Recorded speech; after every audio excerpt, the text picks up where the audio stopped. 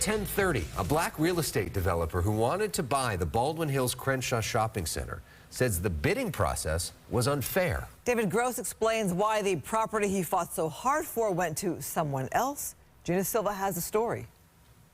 I never would have said anything about the process had I felt that the process was a fair process.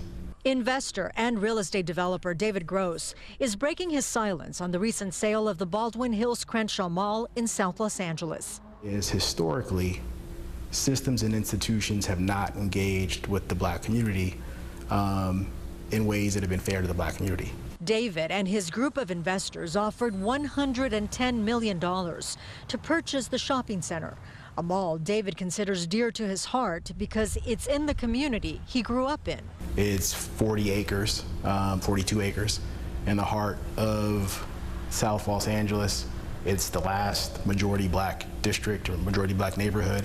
So I saw this as an opportunity to do something that could be profound and perception shifting for the hundreds of thousands of people from that community who are still looking for something to hold on to. But shortly after making the $110 million bid, David got some bad news.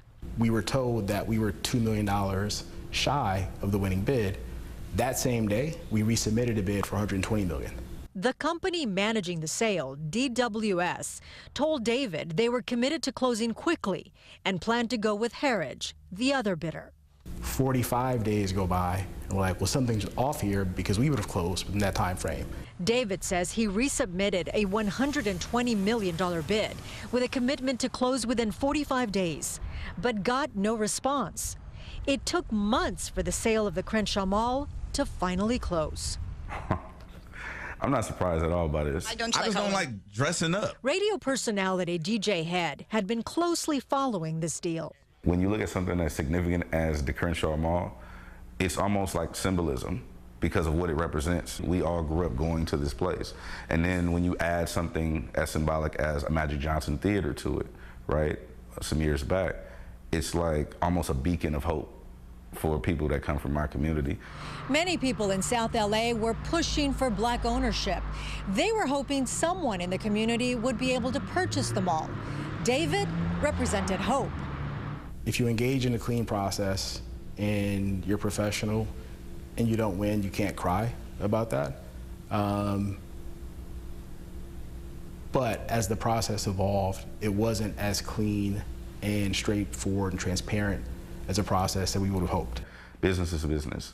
However, when the process of doing that business seems to be on shaky ground, then you have to look at the fault line, right? The process itself. We wanted to ask DWS about David's accusations about race and an unfair bidding process, but they refused our request for an on-camera interview and only released this statement. We are excited to bring this process to a successful close for the benefit of the community. Heritage was selected through a fair and open sales process based upon a number of factors, including both purchase price as well as development expertise. DWS is pleased to have participated in this important transaction with Heritage, which has remained committed to redeveloping this property alongside the community it serves throughout the sales process. The old system has not worked for everyone. So we have to find a way to make it more inclusive, to make it work for everyone in a sustainable way. Gina Silva, Fox 11 News.